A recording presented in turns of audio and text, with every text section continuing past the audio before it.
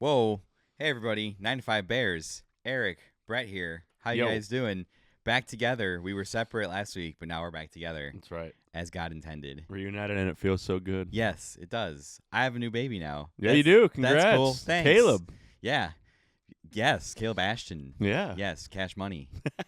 Mini Iceman. I love it. And no relation to our possible QB there, but yeah, it was actually one of our top 4 names for my first kid before we drafted prior to Caleb. Caleb. Yeah, and then we were just like, well, it seems destined. I love it. But yeah, Brett and I are back together, excited because we were did it separately last Yes. week. I put that up. I don't really know how it did. I don't know if you guys liked it. Didn't watch it. After I spliced it together, I liked it. Did you? So, yeah, obviously there was no Bears game last week for sad reasons, but we're going to talk about very briefly the championship games this weekend. We'll preview the Super Bowl, and then we'll talk about just kind of we'll reflect on the season a little bit and just kind of go over, how we felt as the season progressed and talked about our expectations as where they started versus where they ended up. And we'll talk about maybe what we can do in the offseason to make the team better. So doing that. But first of all, these guys, Toll Roofing Construction, very cool. Yes. RC. It kind of sucks right now because it's very cold. Yeah. And we can't do anything. Nothing. It's just absolutely miserable. Since Thanksgiving, it's been crazy this winter, and it has been treated us kindly. Yeah. I hope production. I hope everybody survived the once in a century snowstorm that we got. A lot of places got hit pretty hard. So hope you're doing safe out there. It was so cold that in Minnesota, somebody took pasta and froze it. I saw that. Yeah, it's pretty crazy. Yeah, trees exploded too. I didn't know trees could explode if it was too I didn't cold. either. Yeah, that's kind of Learned crazy. something new. It's kind of scary. So watch out for exploding trees. Be warm, all that stuff. And hopefully, when it does get warmer, though, we've got. You told me yesterday you've got a ton of jobs ready to go, lined up, right?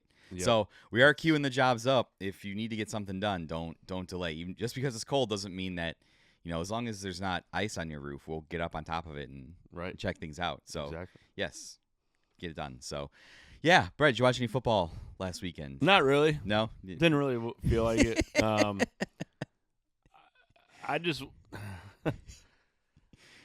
hated the last 4 teams that were there because it's just in the last 11 seasons. And again, nothing against these 4 teams, but in the last 11 seasons, one of the 4 teams has been the conference representative in their respective conference. So, just annoying, lack of parity. But again, you can't fault any of these franchises. I know we've talked in length, and we'll probably start with the Patriots and Broncos game. How unfair it is for Patriots fans to literally skip from Tom Brady and take a few years of disarray, and then all of a sudden here they are back in the Super Bowl. It just really it's unfair, but that's the Patriot way. They're a good team, and they did have the Patriot way this year meant the easy road though. So. Yeah, so that first game was Patriots 10, Broncos 7. That game was shaping up to be awesome, but Bo Nix literally broke his ankle on the second to last play. Yeah. So talk about unfortunate timing. Yeah, the joke was we just got rid of the Chiefs was the thing, but in order to it's Thanos in Avengers where he's they brought you back to me type of stuff. Yep. So yeah, the Patriots had to come back for us to slay the Chiefs, and that game turned into a cool snow game. It was all defense, no, and then the Patriots just made barely enough plays to pull it out. Drake May was on fire though. He had 86 passing yards. Yeah, I mean, but he used his legs to make key plays. He made key rushes to keep the game going, and then they made just enough. Jarrett Stidham, I mean, they were hyping him up all week, and I didn't really understand. Made the worst throw I've ever seen. The game-ending throw was just god awful on a 4th down. I don't understand. I understand the narrative where it's oh well, Nick Foles did it, and but I was Jarrett Stidham has given us no proof of he was capable of doing it. Yeah. So that game turned out to be pretty messy towards the end. The snow game was like kind of cool. Yeah, it was cool, like a snow globe. And but I think the Patriots just made enough of the plays in the tough game to get the win. I do like Mike Vrabel, so it's not like I hate everybody there. No, Drake May's a good guy, but everyone's like talking about Stephon Diggs, like, oh my God, he's finally there. He shouldn't even be playing right now. He choked a woman, and they delayed his trial to after the playoffs. I thought it was his chef. Was his chef a woman? His chef, but she was a woman. Oh, I didn't know that. Maybe I don't know. It's just if you and me did that, like, we would not be able to delay our whatever. I'm going on a soapbox, but it is what it is. Yeah. It obviously couldn't happen to a worse guy than Sean Payton though.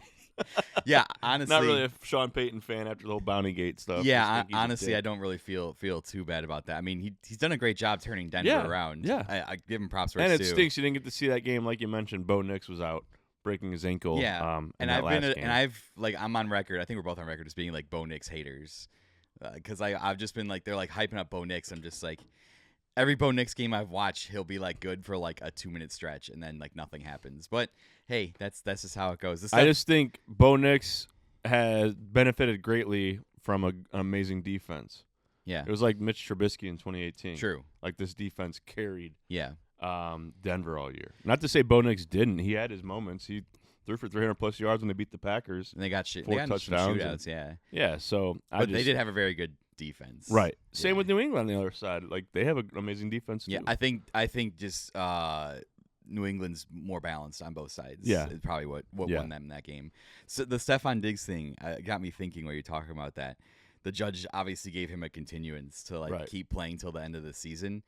Do you think that has anything to do with like gambling being so prevalent? Because in my mind, it's just like if they pull Stephon Diggs out of the playoffs, then the gamblers who have put like futures and stuff are like, oh, but we place bets and like the judge is messing with the lines and stuff like that. You never know nowadays. That's kind of what I'm thinking. Yeah. Or maybe the judge has money on the Patriots. I don't know. Yeah, maybe.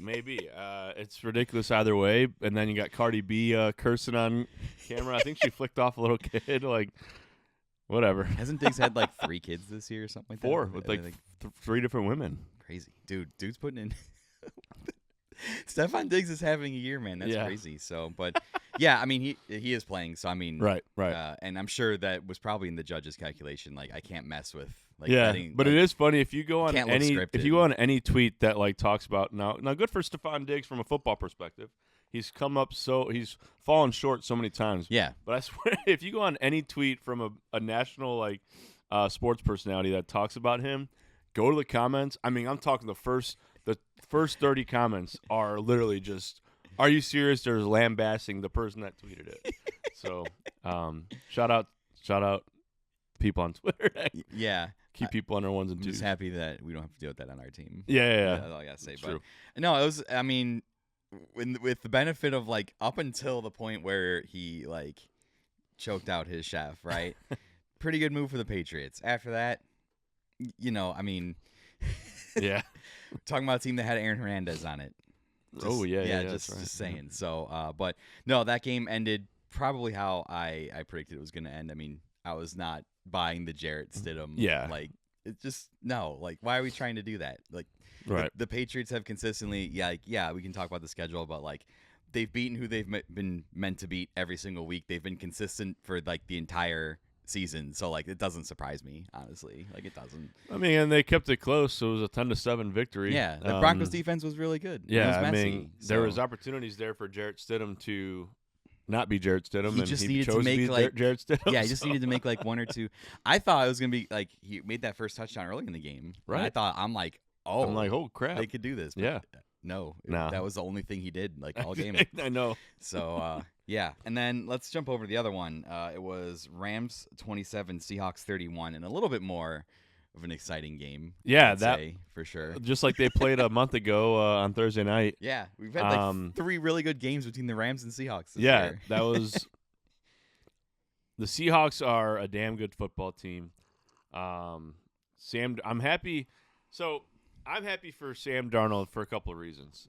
One, I know you're happy because of your shared genetic traits. Yes. I'm happy because, again, talk about overcoming adversity. This guy on a broadcast when he was with the Jets against the Patriots said he saw ghosts on the field, and because they got absolutely annihilated by New England. And then he's been, a journeyman quarterback basically. Yeah. But I'm happy for him in that regard. I always like to see guys overcome those odds. I'm also happy for the fact that Vikings cut him. The Vikings cut him last year in favor of 9, J.J. McCarthy, who stinks. Yeah. And everyone thinks he's good. He's not good. So that makes me laugh that Sam Darnold won 14 games for them last year, and they cut him in favor won 14 of games. a guy He won 14 games this year. Yeah, and cut him in favor of a guy that stinks. And I take great satisfaction in that. So I'm happy for Sam Darnold at the expense of Vikings fans. The career redemption arc of starting on the Jets and ending up in the Super Bowl might be like the greatest thing we've ever seen. Yeah. Like most of the times when you start your career on the Jets, it's like a death sentence. Right. For the most part. As Zach Wilson and all the like others. Aaron Rodgers tore his Achilles like one play into his Jets career. Yeah. Like it's just a cursed franchise. Like yeah. I'm sorry, but that game was good. Like Stafford was good, Darnold was good. Yeah. The Seahawks defense is really good. And then just looking at the Super Bowl matchup now, between Seahawks and Patriots, we're running back the 2014. That's when they didn't run it with Marshawn at the one. All those storylines are going to Malcolm Butler game. Yeah, that's when all those storylines are going to get brought up. But looking at the matchup, it makes sense in my brain. These are like the two most complete teams. Yeah, like these are the two teams all year that have just like every week it's been like, they've been very consistent. They've beaten who they've needed to. We've been waiting for the Sam Darnold regression. Yeah, and it's never come. No, we've been waiting for like the Drake May like couple year 2 thing, like rookie things. Hasn't come. Yeah. So, I mean, arguably the system works. We're getting arguably the two best, most complete teams just as a neutral observer. Yep. So, no, I mean, it is what it is, but I still think you knew it going in that when the championship games were happening, you're like, shit, we're going to get a rematch of the Patriots or the Seahawks from 2014. We're going to get a rematch of the Rams-Patriots from 2019. Yeah. It is what it is. I just fucking hate it. We were either going to get like some combination of like the Mike Super Bowl, Sean Super Bowl in some combination, which is crazy to me. What in my college buddy group chat, shout out my buddy John Brooks, I sent like I said this is a stupid Super Bowl, and he's like, "Why? This is amazing. It's a Marshawn revenge game." And I was like, "Is Marshawn Lynch playing?" They should sign him. Like what? They should Marshawn sign him Lynch for one play game. This game, John? I don't give a fuck about Marshawn Lynch. Is it too late to add him? I love Marshawn, but that's irrelevant. I don't think about. I'm like, oh my god, now the Seahawks can get their revenge. They've won a Super Bowl in the last 12 years. Yeah, I don't care. So, do you think? But now I'm rooting for them again because I don't want the Patriots to win a 8th. What would that be? Their 7th Super Bowl championship since 2000. Since 2000. Yeah. No. So I'm all in Seattle. Do you think? Hold on, my group chat. First of all, it's my sister's birthday. Happy birthday, Lauren! But everyone's texting right Happy now. birthday. Do you think that the NFL scriptwriters will do a thing where like the Seahawks will be down on the 1 looking to score, and then they have to make the choice of running or throwing. passing? Yeah, and then they'll bring it up in the broadcasts. Probably. I just foresee it. And it's on NBC, so we get to hear. I love Mike Tirico. Chris Collinsworth. Oh man. But Chris Collinsworth, he was good on that game against the Rams. He was. Yeah, I mean, we didn't really get to talk about this much because of how this last week went, but and I'll save it for a little later. But Chris Collinsworth, he's turned a tide. Ooh. From when that San Francisco game when he was shitting all over Caleb. He learned a lesson. He said, "You know what? Maybe Caleb. Here's a guy that's better than I thought." And he was. I thought he was pretty phenomenal. Looking a little Mahomey. He was phenomenal on that call. Yeah. So Seattle. It's Seattle Seahawks, New England Patriots. If you put a gun to my head to ask me to pick like a winner, I mean, I could see both these teams winning. Yeah. I could see like something happening to like Sam Darnold and he sees ghosts and like. Well, he's got the oblique issue, like. Yeah. So who allegedly. knows? And then Drew Lock's their backup. Okay. Yeah.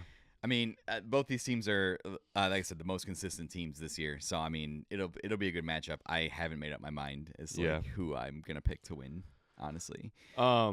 If the Sam Darnold's Seahawks win, he's the first USC quarterback to be the starting Super Bowl champion. That's kind of crazy. starting quarterback in the Super Bowl, which is it's kind of nuts. insane.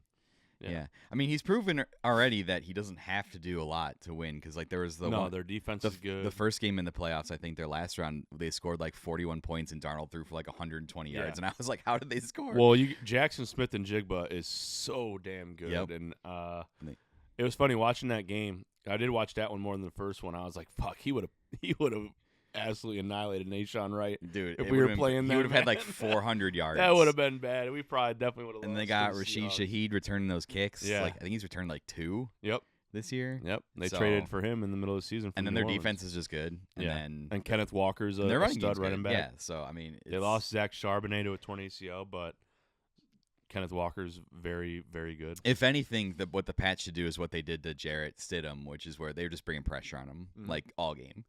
And maybe you make, like, Darnold, like, have a little bit of that PTSD where he starts seeing the ghost. That's probably the move. Right. Because he played the Pats twice a year when he was with the Jets. Yeah. So, I mean, you could be back there in his mind. And my PTSD might trigger it. Yeah, maybe. So that's probably the move. But I guess, when you do have Jackson Smith and Jigma, you can't sell out too much to try and get the quarterback because if Darnold can get it out fast, they'll just burn you. They got a good cast of characters for him to throw the ball. It's a good matchup, actually. Yeah, it is.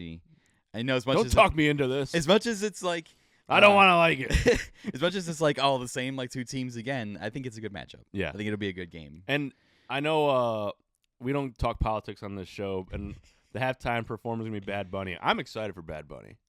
I am. He's the #1 streamed artist like in the world. I speak some Espanol. Yeah. I know some of his songs. I don't know what they mean because he talks too fast, but like I'm excited. I want to see what's got up his sleeve. Yeah, he's the #1 streamed artist in the world. Yeah. He's got a good song that's sad. Contrary to popular belief, he is from Puerto Rico, which is a U.S. territory, so he is an American citizen. And, like... Just putting that out there. Dude, he's been on SNL. He was in Happy Gilmore 2. He's funny as hell. He's a good guy. He is an entertaining I don't understand artist. Yeah. Green Day's doing, like, the pre-game. I don't like Green Day. Dude, American Idiot was, like, one of my first, I know, that's like a classic They're a album. classic band. Dookie. Yeah. That was like the first CD I grew up listening to. There was just a bunch of like classic punk white boys. Like that's the carry of the history of punk. That's how right. It is. Yeah. But this is where like I don't want to talk politics, but it's going to be politically driven, and I just want politics out of football. Like I don't see red or blue on the football field. I just see. I think it'll be good. Yeah, I think so. Yeah, it'd be good. Yep. I've always wanted Green Day concert's one of my bucket list items. I think that'd be really good. Yeah, good to see. So, but I think Bad Bunny will be good. If they play. What's that song called? They have a lot of songs. It's like Basket Case. Yeah, yeah, that song. Yeah, I'd be excited. Yeah, no. So it should be all good. right. But that was talking politics. Yeah, that's not politics. It's just it's a conversation around the Super Bowl. We talk about everything. Yep. But Bad Bunny will be good. I enjoy it. So, but so we have a week off from football this week. Or is the Pro Bowl? Pro Bowl. Did you hear what happened in the Pro Bowl? No. Shadir Sanders got invited to be a quarterback replacement for Drake May. Why? I have no clue. Shadir Sanders is in the Pro Bowl. Over Caleb? Well, he's on the AFC side. So Drake May dropped out because he's in the Super Bowl. And Darnold didn't make the Pro Bowl? Well, Darnold's on the NFC side too. So you have the AFC versus the NFC. You have to have 3 AFC quarterbacks. So did they just go down the list and call everyone and like, hey, do you want to play? And everyone's like, no. And the last one was Shadir Sanders. I mean, does the Pro Bowl even mean anything anymore? They don't even play. They play flag football. Yeah. So, yeah. I mean, that happened yesterday. They might have Pro Bowl quarterback Shadir Sanders, but we have Nickelodeon MVP Caleb Williams. That's true. So, I mean... it was similar to Mitch Trubisky in 2018. He was just like he was a replacement as well. Yeah, it was like why? I really like after the game, Caleb and Pete Crow Armstrong were like going to the went to the hockey game together. Blackhawks game, then they went to the Bulls game. I think they're best friends, even though we're both White Sox fans. Yeah. It's kind of cool. I know it is cool, and I hate PCA because I'm a White Sox fan, but it's cool for the city. And then they were in the locker room, the Blackhawks, and. He was wearing his Connor Bedard jersey. Yeah, I think Connor Bedard's the third of that trio of friends. Yeah. I like it. Yep. And then Colson Montgomery's just on the outside looking and crying as a White Sox. But no, Caleb's the man. Yeah. Speaking of Caleb is the man. Your son? Yeah. I mean, he's up. He'll be up in the NICU for probably about a month. He's healthy though. Yes. Good news. So, we're talking about other Caleb. We're talking about Caleb Williams and the Chicago Bears. The OG Iceman. We've had a week or two to sit on the divisional round loss to the Rams. We both said what we thought we had to say. That game was winnable. Obviously, some things happened at the end. Caleb threw some interceptions. Stuff with DJ Moore, questionable. But we're out of the playoffs, and now we have to look forward towards the future. And so, man, Brett, we started this as like a thing we were just going to do. It was going to be like fun. Mm-hmm. And I got to tell you, when we started this, I was fully expecting to kind of like spend half the time talking about like fluky wins and half the time talking about like how infuriating. Yeah, how like I feeling like we're losing games. We're like right on the precipice. Yeah. Did not expect that we'd make it all the way to the playoffs in the first year of doing 9 to 5 Bears. Yeah. So Bears, you're welcome. We're Yeah. patting ourselves on the back for that one. So yeah, 3 good moves: Ben Johnson, Caleb Williams, 9 to 5 Bears. Give ourselves credit for that. Yep. But yeah, how do you have any thoughts or feelings about like the season overall, or some thoughts on the Bears? Things you saw this season?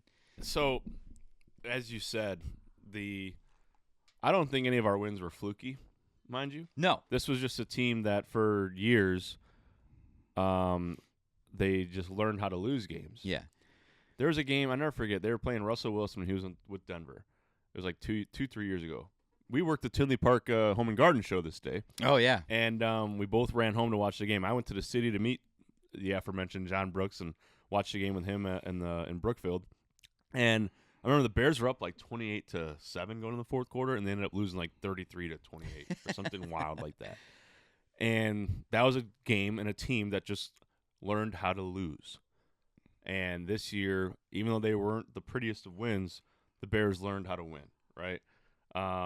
7 games they won where they were trailing within 2 minutes, which is just fucking insane to wrap your head around.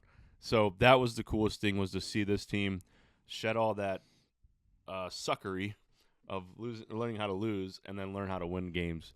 So that was a good, nice little culture change. I also just loved, and I've said it many times, the amount of people that this is a Bear City.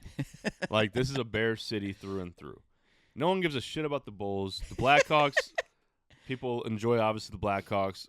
There's more Cubs fans than White Sox fans. But the Bears are who everyone rallies around. In the Chicagoland area, it was crazy all year long. Like, Kristen never really watched football. Yeah. Kristen wore her Bear sweater, like, every week. You know, she was watching the games with me. She got mad in that Packer game in the playoffs. Like, very mad.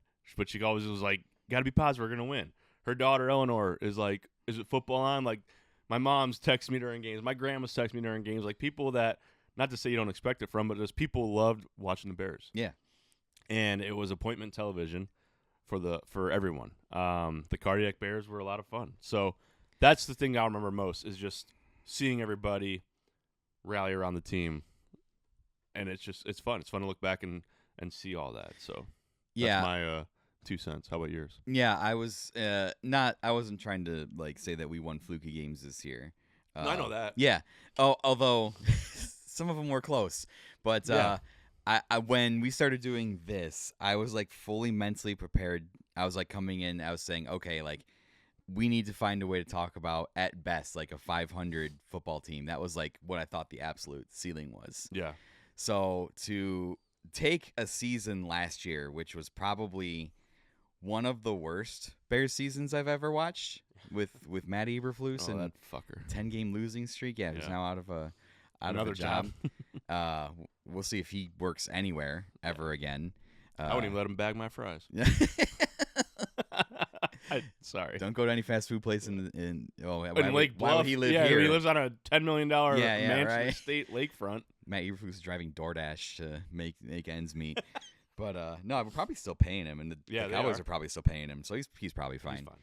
Yeah, so to go from one of the worst football seasons last year to like, I was thinking about it last night and last week, like arguably one of the best football seasons I've ever watched in my life. Yeah. And I've watched the Bears, like I consciously remember like starting to watch the Bears like a little bit before the first Super Bowl in 2006. Like that's the earliest time I can remember watching the Bears. So it's been like over 20 years now at this point. Right. And the Super Bowl season, the 2018 season, and like this season are probably like the top top 3. And then there's probably one with like Jay Cutler in there when like Alshon and Brandon Marshall both had 1,000-yard seasons. Matt Forte, like that team was super fun. Right. Even though Cutler was just like throwing. Don't care. But dude, the fun thing about Cutler is he would launch down the field, no regard for human life, just throwing it down. Alshon's down there somewhere. Fuck it, he's gonna be down there somewhere. I'm gonna uncork it. Yeah, that was the fun times. So yeah, I kind of like you am like. As the hype built, I was like starting to believe, and it always felt like they would pull it off. And for them to not pull it off in the end of that Rams game was like almost shocking. Yeah, because we'd done it so often. I just felt like it was like meant to happen. Yeah. And so like when it was over, I was like, well, yeah, that makes sense. I mean, you live by the 2-minute fourth quarter comeback, you die by the overtime field goal kick when you hit an interception, but.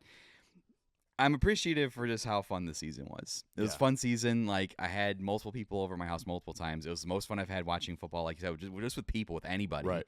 And, yeah, I agree with you, as you said. I haven't watched the Blackhawks since they won the Stanley Cup. They've been bad. I haven't watched the Bulls. I love the Bulls. Right. Shout out to our boy Derrick Rose, who got his number retired. Yeah. I'll mention that in a second. But way to go, Pooh. I haven't seriously watched the Bulls since like the mid 2010s. Since Derrick Rose. Yeah, right. because they've just been so incompetent. Stinky. Yeah, and I hate Jerry Reinsdorf, and I hate the management and just everything about it. Same thing with the White Sox. I haven't really watched the White Sox because they've been bad for like 10 years. The Bears, everybody, you watch the Bears regardless. Like that's what you do in the city. Exactly. So when they're good, it's a lot of fun because everybody's on board. I know. So. When we drove to the city to watch the regular season game against the Packers in Chicago, that was the first time I had seen Sears Tower in orange and navy. A lot of the buildings started to, and you saw that just grow as they got further and further. And then last week it was like everywhere before the game downtown. And then we saw the Navy Pier Ferris wheel had the Bears C and orange and blue on every other like light. It was just awesome. I also loved how much this team transcended beyond Chicago. Yeah. Like Black Friday when Ben Johnson takes his shirt off and the Wiener Circle gives away, free hot dogs. But everyone in the national media clamoring over stuff like that. Yeah. Caleb getting an Iceman sculpture, 2 weeks ago or whatever it was.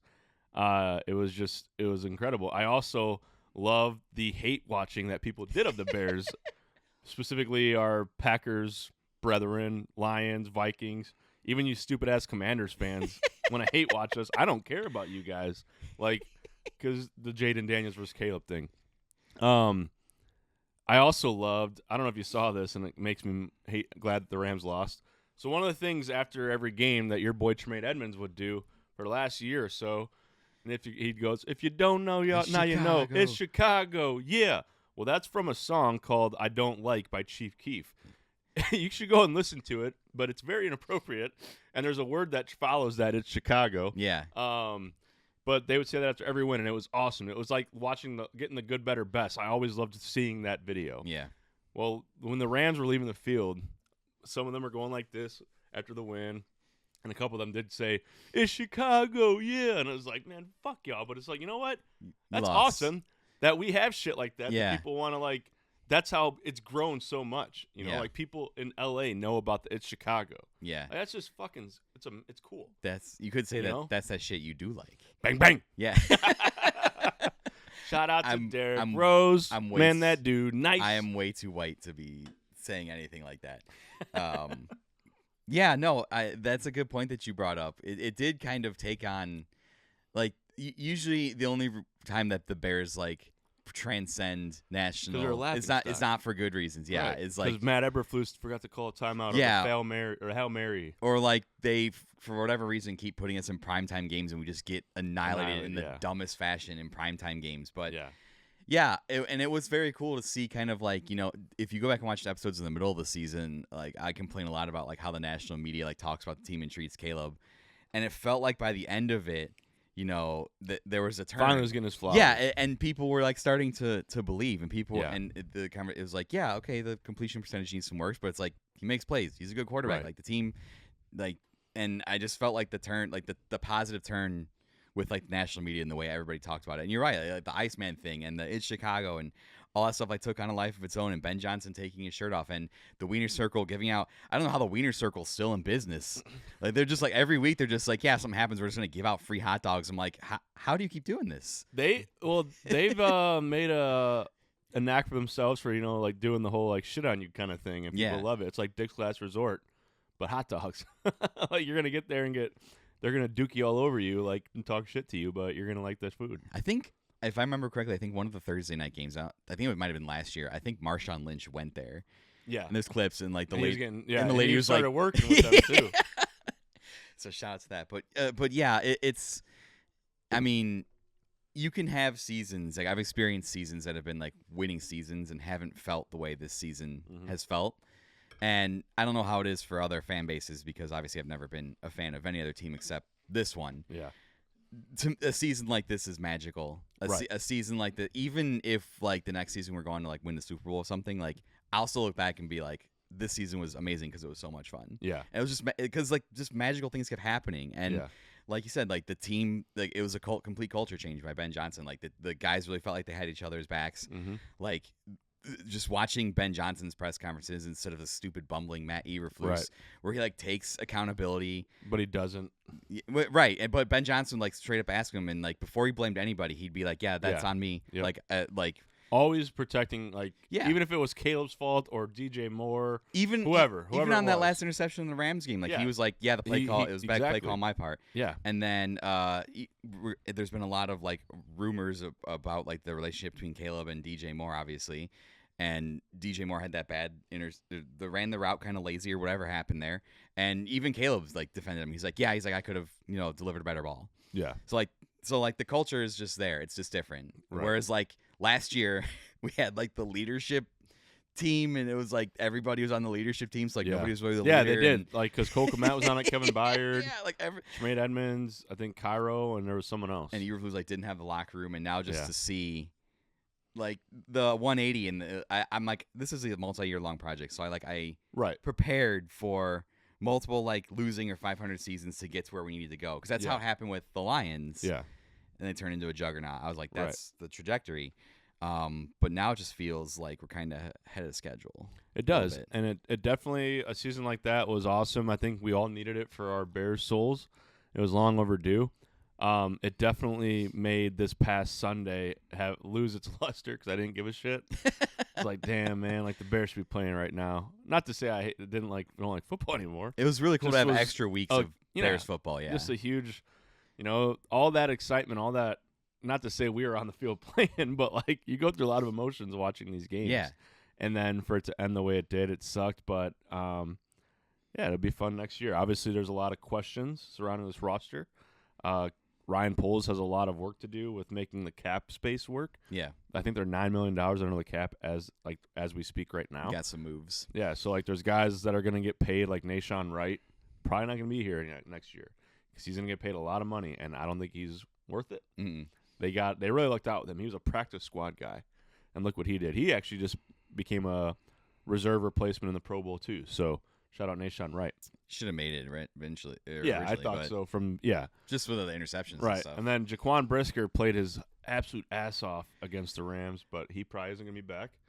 Because I'd rather have Kevin Byard back, to be honest. That's tough. Yeah, there's things like that. That's what we have to kind of deal with. Yeah, I don't want to see DJ Moore traded. Now that the dust has settled, I don't trust Rome Odunze yet to be the number one, right? And not to say Rome's like the true number one like Jackson Smith and Jigba, but I think he is necessary for another year to help Rome. Now Rome had a broken foot for most of the season, so that could have be credited why he kind of faltered after coming out hot. Yeah, Luther Burden's not ready to be number one yet because he just finished rookie year, but he's going to be a stud. Yeah, so I think you have to try and keep DJ Moore around one more year, keep this offense intact, see what they can do next year. Unless you're going to trade for a game wrecker on defense, then so be it. But I still think that DJ Moore has a purpose here where people don't. And also, like, I was like, what are you doing? Why aren't you talking to the media? Because he didn't talk to the media after the game. He didn't talk to them on that Monday, the locker room clean out. He might have had a concussion. Like, he might not have been supposed to be playing that game. Might have been. Because he went to the tent. He goes to the tent every game. He comes out. And not like as a slight to DJ. Yeah. He gets the shit beat out of him. He does. And never really misses plays. Like, so I don't know if there was anything going on with that on the last play, or he just he might have been injured. I don't know. Yeah. He hasn't talked yet. True. So, anyways, yeah. What say you, Eric, on what you're hoping to see? I know you said you have a crazy off-season plan. It's not as crazy now that I think about it. Cause all right. I thought it was going to be like Charlie Day with like a whiteboard. The more I think about it, I forgot that we only have $9 million in cap space, which no, we have negative $9 million. Oh, we have negative $9 million. Yeah, which is tough because for the last couple of years we've been healthily. We had a lot of cap space. Yeah, when we first drafted Caleb, we had like the most cap space, 80 to 100 million. It was crazy, and there's going to be some hard decisions that need to be made. There's going to be some necessary decisions. I too would like to keep DJ Moore. There's two things that make me wonder about his future in the city. Is one, his contract's pretty big. Right. Two, he's not one of Ben Johnson's original guys, so Ben Johnson might just not feel any loyalty to. I mean, that's just we've seen that with coaches coming in and be like, these aren't my guys. Like, I don't feel right. So, and if somebody's willing to take DJ in a trade piece for a player that we think improves our roster, I think there's a possibility. Would our offense be better without DJ Moore? I don't think so. I'm not convinced that would be the case. Right. I don't know. He has the biggest contract on the Bears right now. Yeah, he's making $28.5 million. And everybody else compared to him is relatively cheap. Right. So rookie on deals. the offensive side. Yeah. So my thought going in though to this is like that's figured out because I feel like we're in the window. Like we're in all in, like made the divisional playoffs. You have 2 years of Caleb making $18 million a year. Relatively affordable. Yeah. Right. We like to say 3, but the reality is after that 4th year, he gets a 5th-year option. That's going to be like $30 million. True, and most QBs want to negotiate in that 4th year. Right. So. Yeah, we really realistically have 2 years of and he could probably get like $60 million a year. He'll probably be the highest paid quarterback. Yeah, that's fine. When I don't mind because that's the trajectory of the market. Right. I mean, Dak Prescott's getting like $60 million. And he is not worth $50 million of it. But I mean, when you have your guy, you got to pay him. That's just the way it is. So realistically, we got to go all in right now while we have him 2 years cheap and try and win. Mm-hmm.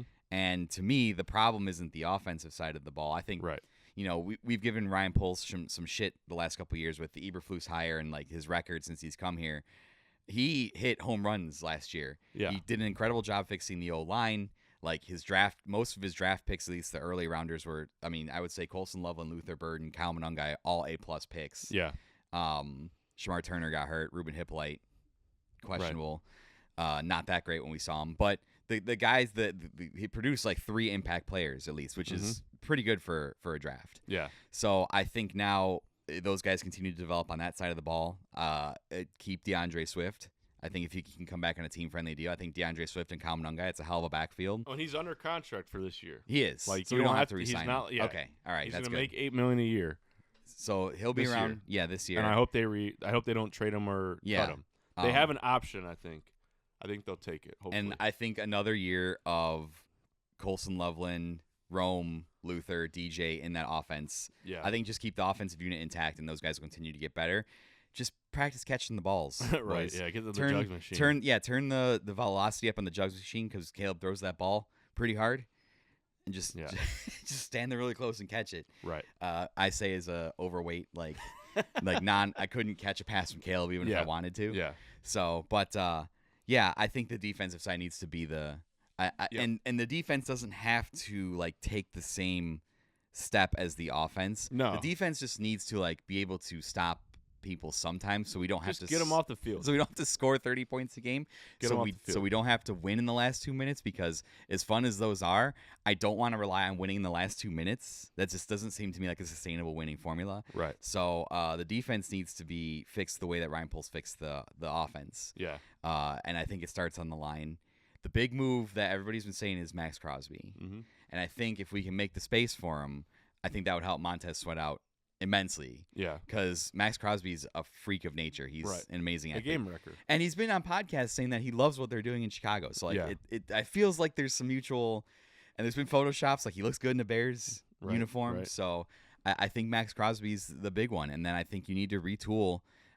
T.J. Edwards has been hurt. I mean, that linebacking core, the middle of the field, people were killing us all season. Yeah. So I think that needs to be addressed. I think most problems are on the defense. Right. You know what's crazy, though, is I agree 100%. The defense has the most question marks. But here's what's crazy. The last 3 weeks of the season, going back to that Lions game, I think the defense has let up 19 points. They let up 20 to LA. I forget what the Packers scored against us. It was 31-27, something like that, wasn't it? Okay. Yeah. So they had – it's the playoffs. Teams are going to score points. Yeah. So the defense, held its end of the bargain, especially in that Rams game, which was crazy because I thought the Rams were going to walk all over us. And to be fair to the defense. So Dennis Allen unlocked something. Yes. And to be fair to the defense, they have, most of the year they were injured. Exactly. Most of them did not play together all year. Right. But the reason that defense can be – the way to vastly improve that defense is just like you said. It's a Max Crosby type, a game wrecker. Whether they're going to trade for Max Crosby or not, I don't know. Yeah. I was in Vegas last week, and you get off the plane, and in the airport, they have a Las Vegas Raiders team store. And I saw a Max Crosby jersey, and I just went and took a picture, and I told the guy, I'm like, he won't be a Raider for long. But that's going to require a trade, right? They're going to have to give up draft capital. So then you also have Trey Hendrickson, who's played under Dennis Allen. He's a free agent. He's with Cincinnati. He's coming off an injury-riddled season, though, so who knows how healthy he is. Something on that defensive front to help those guys. I wouldn't mind a D tackle. They need more help up the middle, to be honest, than they do on the edge. Yeah, Javon Dexter, Swift and Booker are fine and very good, but Javon Dexter and Grady Jarrett. I love Grady Jarrett from a personality perspective. Yeah, but his on-field production really wasn't that good for what he's making. Yeah, Andrew Billings, big old Billings, So that might be where they need it is just a guy that's just a game wrecker up the middle. But again, one of the things that I always was infuriated with was this defense was the lack of pressure. Mm-hmm. Dennis Allen had to dial up corner blitzes just to put pressure on the quarterback, and that's not sustainable. But yeah, that's the biggest piece. And then figuring out the linebacker core, your boy Tremaine Edmonds could be retooled to save money. His contract could be restructured. T.J. Edwards, that really sucks. He tore his ACL. Yeah. But God, I hate to say it, but DeMarco Jackson Looked came good. in and played good, and he's on a team-friendly deal. I think he might be a free agent, though. So there's question marks across that entire defensive, the all 11 of them. Outside of Kyler Gordon's coming back, Jalen Johnson under contract. So Kevin Byard's got to be negotiated. You got Montez Sweat's under contract. Booker. We'll see, man. Yeah. But here's the thing. I don't want to take anything away from Ryan Poles, right? Ryan Poles, a lot of GMs listen to their coach to influence the roster. I think having Ben there helped him find these pieces, these offensive line pieces. Jonah Jackson. Drew Dahlman was the best center on the market. But Jonah Jackson and Joe Thuney, trading for those two. Yeah. But then again, Ryan Poles worked in Kansas City, so does he have that, relationship with Joe Thuney? And Joe Thuney and Dahlman both made the Pro Bowl, Yeah. I think. And as we just talked about earlier, a Pro Bowl doesn't matter. But right.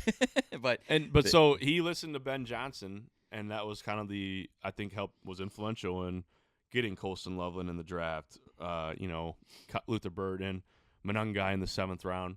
So let's see if we can let's see what Dennis Allen has up his sleeve for the defense and maybe influences the team on what he needs to run his defense appropriately. Because now this will be the second full off season with Dennis Allen at the helm. Yeah, and Dennis Allen knows what kinds of guys he likes, and guys who have played for Dennis Allen like playing for Dennis Allen. Right, and the guys that coach against Dennis Allen hate coaching against him, like Sean McVay in the post game handshakes. Went up to him and was like, "Hey, you kicked our ass all night, man. Yeah. Hell of a job."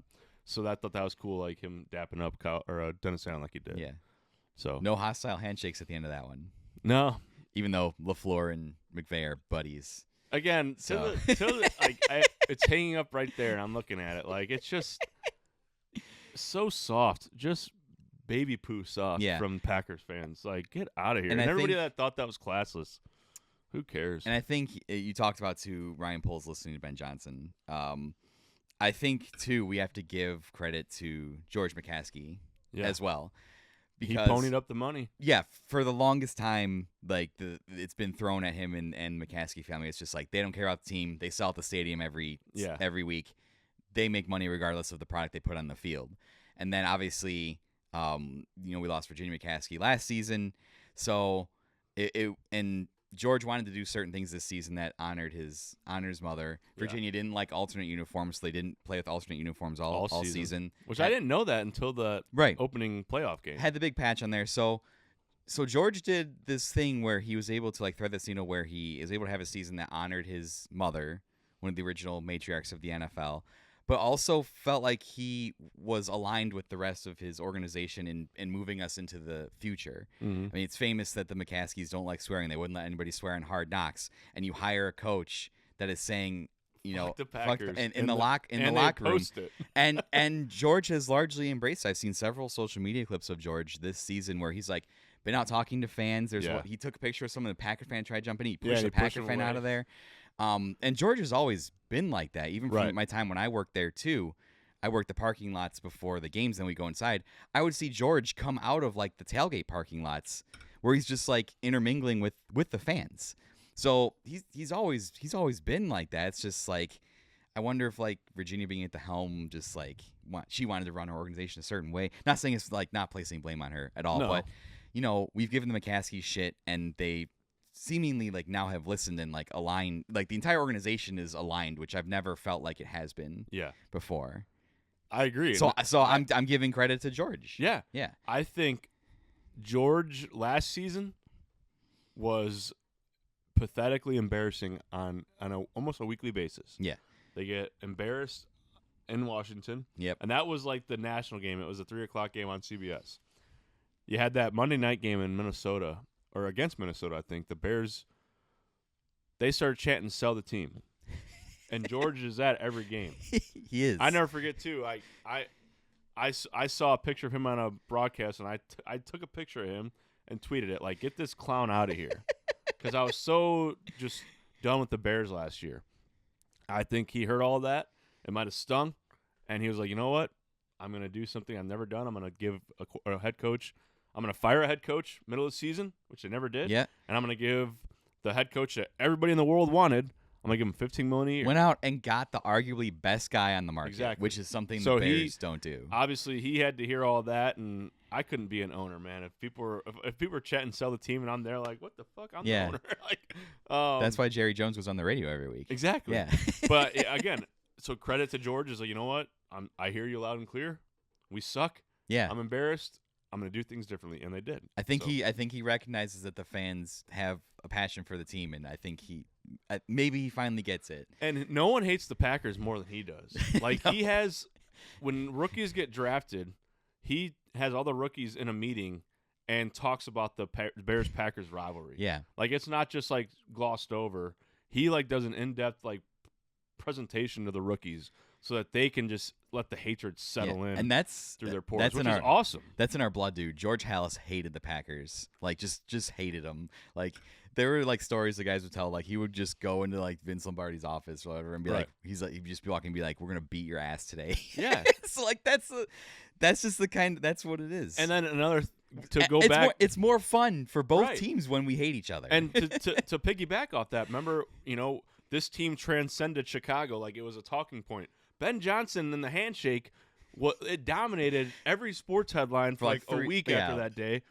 Him saying "fuck the Packers" dominated the sports headlines for a week, and then when he doubled down the next day, they're like, "Do you regret anything?" He goes, "No, I don't like those guys. Me and George are on the same page." Yeah, George is on the the same page. He doubled down. Like that was the Bears season. It was just I never had a season like this. There's never been a season like this where we were hated. I've never been hated in my life as a Bears fan. People are always like, "Oh, you just go over there in the corner," and people are like, they hate us. And it's like that's awesome. I love that. There's never been hate like that, and there's never been mutual respect from other teams' fans. Like there's some people are gonna like the crap talkers on Twitter and all that stuff, like whatever. But like there's like genuine people out there who'll be like, "Yeah, no, like the Bears really impressed me." Like people like came out and were like, "Yeah, I was wrong about Caleb Williams. Like he looked really good." Yep. And they're like, regardless of like the stats and how he's playing, they're just fun to watch. Right. And people like came around on that. Yeah. And even some like more the good-hearted like Packers and Lions fans came out and were just like, "Yeah, they look good." Like and they're like, this division is going to be insane for like the next like however many years. And it is. People were tweeting after games that the Bears had. They're like, "I don't know what they have." It's like, you do.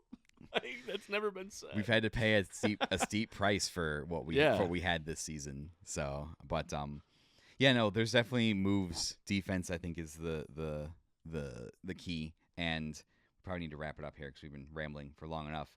No, you're good. Yeah, before we sign off, I'll mention our sponsor in the ending credits here. But, this I never would have thought when we started doing this that this would have been the season. Especially after the first 2 weeks when we lose again, another embarrassing loss on Monday night to open the season. You're like, oh fuck, here we go again. Yeah. And then they get shellacked in Detroit 52-21, I think.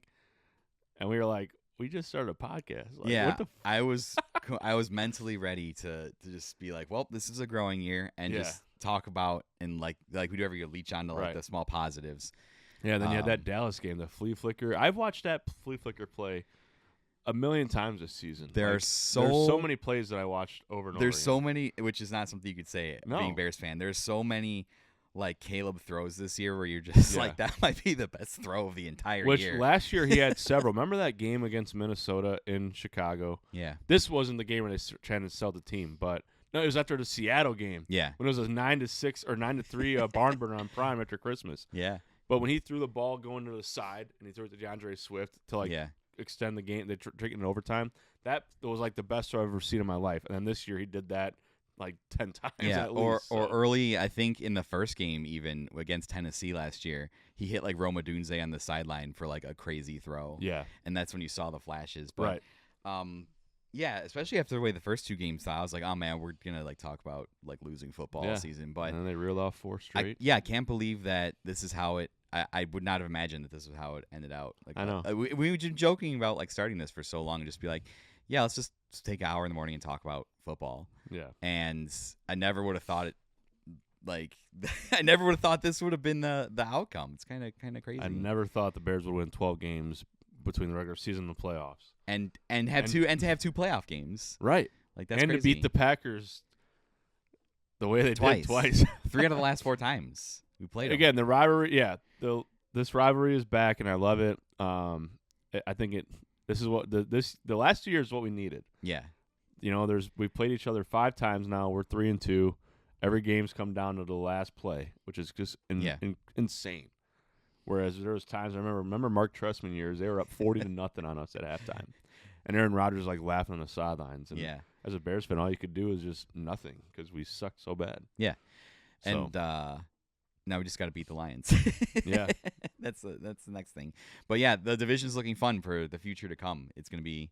I agree. Hopefully, be exciting. Hopefully Brian Flores gets a job. Out, yeah, but he signed a new deal with Minnesota, so he's probably coming back. Matt LaFleur, they lost Jeff Hafley, so they brought in Jonathan Gannon from Arizona as the defensive coordinator. I'm not scared of him. Lions brought in some Lions guy, brought in the Drew Petzing or something. Who's actually Ben's best friend, supposedly. Man, he's I'm not scared of him either. Like, so. I mean, we got the quarterback, we got the coach. Those are the 2 most important pieces. We need that person on either the edge or up the middle on defense. Yeah. Because I think Montez Sweat's great. I heard somebody on the radio say, trade Montez Sweat. Why the fuck would you trade Montez Sweat? There are people I would trade before a position group worse than it needs to be. Yeah. I know he makes a lot of money, but he also had a pretty good season if you look at it. Like his quarterback pressures or him getting to the quarterback, that's why you need help. You can't rely on one guy. You know? Like, yes. So I'm excited to see what Poles has in store. I would really love to find a way to keep Jaquan Brisker if possible. I know, I would too, but he might get like $10 million a year. He might, yeah. Who knows? Who knows what's gonna happen? I was on the fence because like he's been injured so often, but like he played the like last half of the season and really came on when we needed him to. So. And when you finally saw him and Kyler Gordon both got drafted the same year, and you never really saw them. I think they did, right? Maybe. It wasn't very many games together. Yeah, they barely played any games together. And then Kyler Gordon was huge in that Rams game to help the defense the way he did. I'd love him to come back, believe me. And when they're on the field together, it's like statistically shown over several games that the defense is like one of the best defenses in the league when Kyler and Jaquan are both on the field. Yeah. So, but yeah, I'm just kind of rambling now. Just to wrap it up, this has been a really like fun season. We'll do something on the Super Bowl, I'm sure. We've got some plans for the off season and some stuff we can do. You're not going to just get like every week we're going to check in and be like, We got nothing to talk about. Or here's what the Bears Free should agency, do. No, it's, like draft. Yeah, I can't do that. Eric's got a great idea. There are some like shows that will like have a show every day and just talk about like the same thing. I can't do that. Like for my sanity, I cannot do that. Like we'll do some stuff. Like maybe we'll do a draft episode when draft is done, and then maybe like a free agency, and then maybe like some training camp start stuff. But like we're not gonna do it every week when there's like nothing to talk about. I'm not gonna be one of those fucking goons that gets up here and is like, oh, Caleb's completion percentage in practice today was 7 for whatever, and just like try and make a story out of that. Like no, I'm not doing that because I think that's stupid. Yeah. Because practice is it's practice. We talk about practice. Shout out AI. But we got some stuff planned. This was a lot of fun. It's really cool that like we have 100 subscribers on YouTube and like over 200 followers on TikTok. That's kind of crazy. That's awesome. I never thought anybody outside of like our friends and family would like watch this and find this and find it tolerable. Yeah. So thank you guys out there who have engaged with us. If the continues to grow, I'll have to find a way to like engage with the community more. Maybe we'll do some stuff. But that was just very cool. I never thought that anybody would want to watch this. So no, and I can't. It's been incredible. Also, I just want to one more time emphasize how amazing that throw was by Caleb to extend that game against the Rams. I mean, so just good. Immediately ran straight back like it was a glitch in Madden where your controller, like your joystick breaks and it's like, oh, why the fuck is he running that way? That play would only work in Madden. Yeah, and then threw it up to Cole Kmet. Yeah. Those are the moments that I miss already. I miss that too. But yeah, thank you everybody. Even the people that came in our comments and like were shit talking. Oscar Grouch. Yeah, that's what we remember. Our eternal enemy, who I think said one thing and never commented back. I never saw him again. But even the people coming to talk crap in the comments, like we know it's all fun. We enjoyed that. Like I was like, oh man, like this is getting enough tension that people are talking crap. Like it's just it's all in good fun. Yep. We know that, even though it hurts my feelings because I don't like when people say mean things to me. But we'll be back. We'll be around during the off season. We've got some cool stuff we're gonna try and do because we didn't want to stop. I was like, I don't want to talk about the same thing every week, but we also didn't want to stop doing the show because it's like kind of part of our weekly routine now. Right. So we'll do some stuff that we'll announce after the Super Bowl. These guys, Total Roofing Construction. Shout out to our place of work. They've been really cool letting us do this show before and after work. Very awesome to give us the time to do that and kind of promote. I'm hoping that more people listen to it and more people will get their roofs done. That's right. Yeah, 9 to 5 Bears, we're always on the ready for you, even though not right now because I'm looking at a snow-covered roof. And yeah, it really needs to warm up. Another one's got snow on it, and it's kind of scary to get on a roof and it's got snow on it. So maybe just wait. Not advisable. Yeah. Don't do it. Even if you got like boots or whatever, just wait for it to melt. It's fine. It's fine. Because you never know, it might be icy underneath there. It might be icy underneath there. It'd be icy. If it is icy under there. Kind of like Caleb Williams. If it is icy under there, that's a problem. You should definitely have that checked out. But yeah. What it do, baby? Thanks it's the Iceman, Caleb Williams. Thanks to Total Roofing and Construction.